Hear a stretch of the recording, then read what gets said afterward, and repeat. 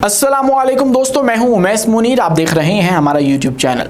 दोस्तों, कतर के ऊपर एक नाकाम हमले के बाद पाकिस्तान के खिलाफ लफ्जी गोलाबारी शुरू कर दी गई है और ये बजाते खुद इजरायली प्राइम मिनिस्टर नेतन्याहू की जानिब से की गई है और जवाब में पाकिस्तान का एक वफ्द इस वक्त कतर पहुंच चुका है।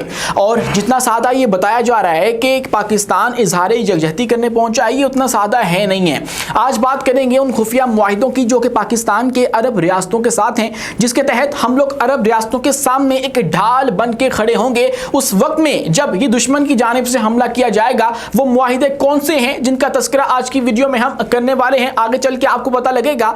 और साथ ही साथ आपको ये भी बताएंगे कि किस तरह से ये जो हमला अभी नाकाम हुआ है, इसके अंदर तुर्की ने खुफिया तौर पर मदद की है, अपना किरदार अदा करते हुए एक और सेटबैक, एक और डेंट जो है वो इस वक्त इजराइल को डाल दिया गया है, जिसके बाद ये भी खतरा पैदा हो चुका है कि अगला हमला जो है वो तुर्की के ऊपर भी किया जा सकता है। ये क्या माजरा है आपके सामने कुछ ही देर में रखेंगे और आपको यह भी बताएंगे कि अब कतर के बाद एक और मुल्क को भी निशाना बना दिया गया है। एक और हमला इजराइल की जानिब से कर दिया गया है और यह दारुल हुकूमत में किया गया है। किसके दारुल हुकूमत में किया गया है, जिसके बाद मुतअद्दिद हलाकतें इस वक्त बताई जा रही हैं। 100 से ज्यादा जख्मी अफराद जो हैं वो भी बताए जा रहे हैं। आज की वीडियो में इसका भी जिक्र करेंगे और आपको यह भी बताएंगे कि मशरिक वुस्ता के एक अहम तरीन मुल्क का एक अहम तरीन कमांडर इस वक्त पाकिस्तान रावलपिंडी में पहुंचा है और यहां पर पहुंचकर उसने कुछ अहम मुलाकातें की हैं। वो मुलाकातें क्या हैं, इन पर भी बात होगी। लेकिन इन सबसे पहले हमारी आपसे दस्तबस्ता गुजारिश है कि इस चैनल को लाइक कीजिए, सब्सक्राइब कीजिए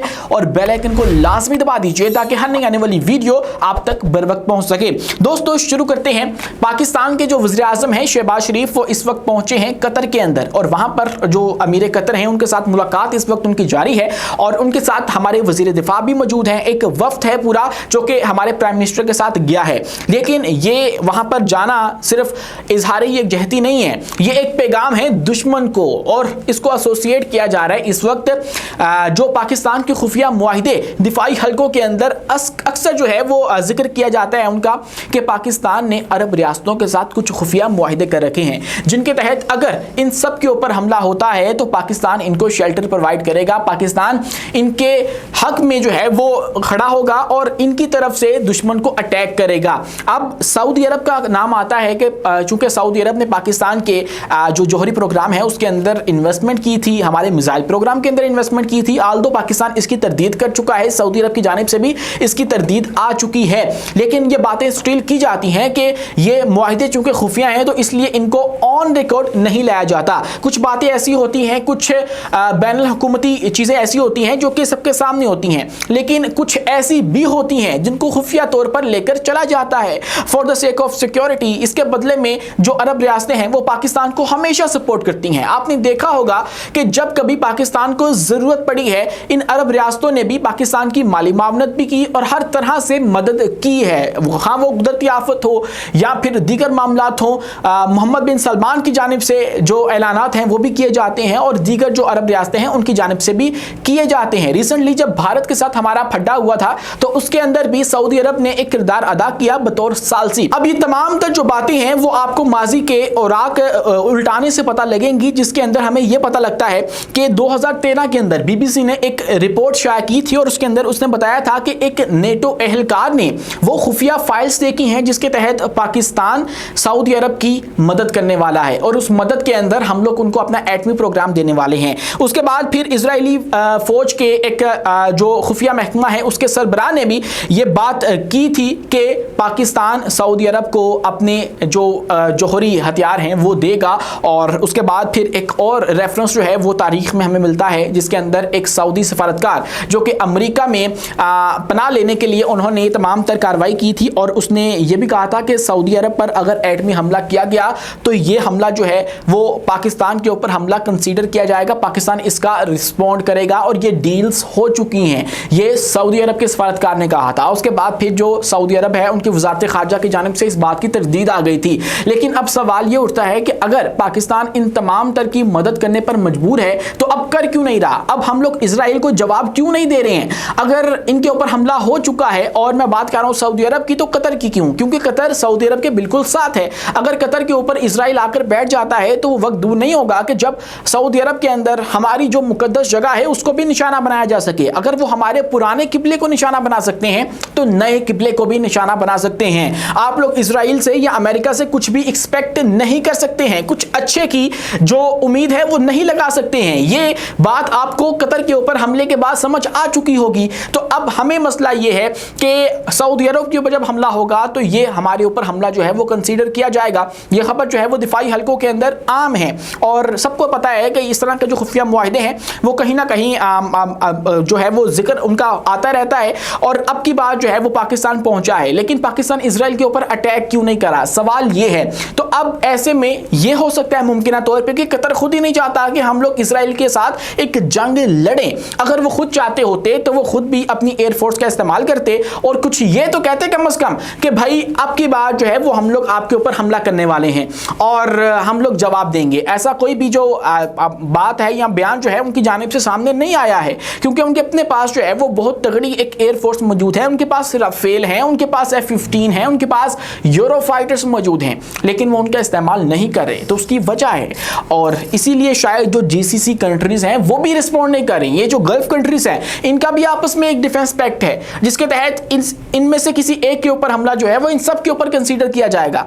लेकिन अगर ऐसा नहीं हो रहा तो इसका मतलब है कि कतर खुद ही नहीं चाहता। तो ऐसे में पाकिस्तान फिर जो सफारती अपनी सपोर्ट है वो तो लाजमी दे रहा है। सबसे पहले जो पाकिस्तान हमायत का ऐलान किया था वो पाकिस्तान ने किया कतर को फोन करके। उसके बाद फिर जो अक़वाम मुत्तहिदा है उसके अंदर पाकिस्तान ने दरखास्त दायर कर दी है कतर के लिए। इजरायली जो गैर एलानिया जारहियत है उसके खिलाफ कदम जो है वो एक उठा दिया था पाकिस्तान ने कल के रोज, और अब जो है वो पाकिस्तान हंगामी तौर पे पहुंच चुका है इस वक्त कतर के अंदर और वहां पर मुलाकातें हो रही हैं। और उसके पहले उससे जो UAE के सदर हैं शेख मोहम्मद बिन ज़ायद अल नहयान वो भी होकर गए हैं। उसके बाद उर्दन के जो वलीअहद हैं वो भी वहां पर आए हैं और अब ये भी एक्सपेक्ट किया जा रहा है कि सऊदी वलीअहद शहजादे मोहम्मद बिन सलमान भी कतर पहुंचेंगे और ये तमाम तर जो रियासतें हैं वो इकट्ठा होकर सिर्फ शायद एक इशारतन पैगाम पहुंचा रही हैं दुश्मन को कि अगला हमला अगर तुमने किया तो फिर तुम्हें यहां से रिस्पॉन्स भी आ सकता है। लेकिन इस सब के अंदर तुर्किया की भी एक एंट्री हुई है, उसका भी एक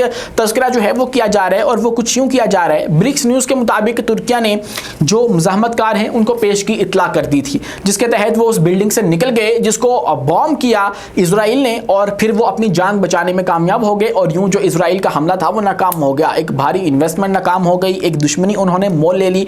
कतर अब उनको फ्यूचर में कोई भी फैसिलिटेट नहीं करेगा और लेकिन एक चीज़ में वो कामयाब हो गए हैं कि जो मुज़ाकरात का अमल था उसको रोक दिया गया, सबूताज कर दिया गया। और अब क्या हुआ है, अब उन्होंने पाकिस्तान के हवाले से उनको मेंशन करते हुए एक बराह रास्त स्टेटमेंट दी है और उस स्टेटमेंट के अंदर इजरायली प्राइम मिनिस्टर नेतन्याहू ये कहते हैं क्योंकि आज 9/11 है तो वो कहते हैं कि 9/11 के बाद जिस तरह से अलकायदा वाला मामला हुआ था, अमेरिका ने अलकायदा के खिलाफ क्रैकडाउन किया था और उसके अंदर फिर बिन लादेन को पाकिस्तान के अंदर जिस तरह से टारगेट किया गया था, ये बिल्कुल ऐसे ही है जैसे इजराइल कतर के अंदर टारगेट कर रहा है।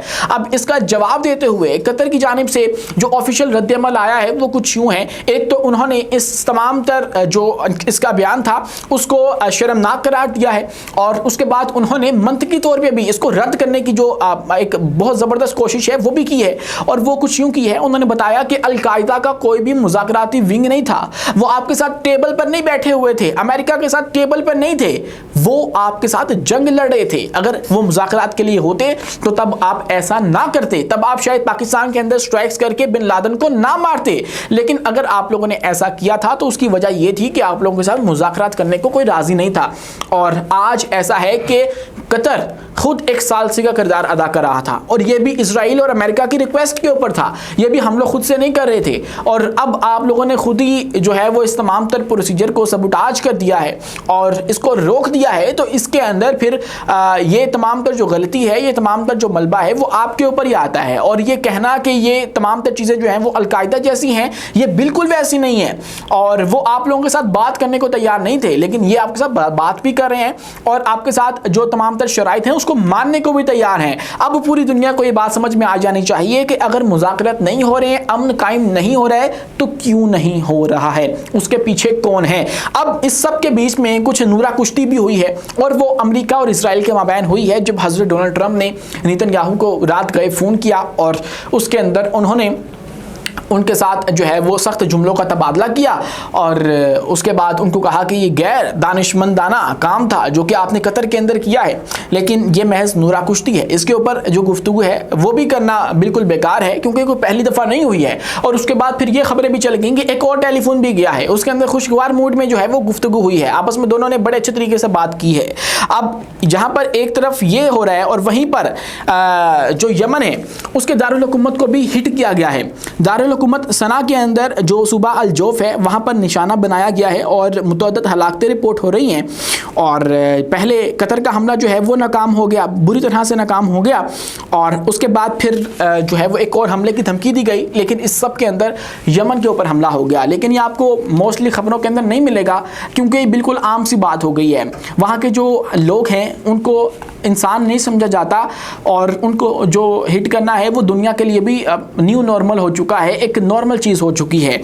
अब अल जौफ के अंदर जो हमला किया गया है उसके अंदर 35 अफराद जाबहक बताए जा रहे हैं, 113 के करीब ज़ख्मी बताए जा रहे हैं और इजरायली फ़ौज की जानिब से कहा गया है कि हमने एक फ़ौजी कैंप को निशाना बनाया है। लेकिन वहाँ के जो ऐनी शाहिदीन हैं वो ये बता रहे हैं कि ये सिविलियंस को निशाना बनाया गया है। एक बार फिर से इसराइल ने अपनी रीत जो है वो बरकरार रखी है, अपनी जो रविश है उसको ही बरकरार रखा है, उसके ऊपर ही चलते हुए उन्होंने एक बार फिर से सिविलियन आबादी को जो है वो निशाना बनाया है। और इसके बाद एक और बहुत बड़ी डेवलपमेंट जो है वो इस खित्ते के अंदर ये भी होती हुई नजर आ रही है कि जो मोहम्मद गालिब मोहम्मद रादियल सादी हैं, एक एयरफोर्स कमांडर हैं इराक के, वो पाकिस्तान आए हैं और पाकिस्तान के अंदर उन्होंने जॉइंट स्टाफ हेडक्वार्टर्स जो हैं वहाँ का दौरा किया है। वहाँ पर हमारे जो chairman chief of joint staff committee हैं जनरल साहिब शमशाद मिर्ज़ा, उनके साथ उनकी मुलाकात हुई है। उसके अंदर दिफाई ताउन को, सिक्योरिटी ताउन को बढ़ाने के ऊपर बातचीत हुई है। अब इराक जो है ये वही मुल्क है जिसके अंदर रिसेंटली हमने आपको बताया था कि इलेक्ट्रॉनिक वॉरफेयर सूट पाकिस्तान की मदद से तैयार किया गया, उन्होंने इंडक्ट किया है,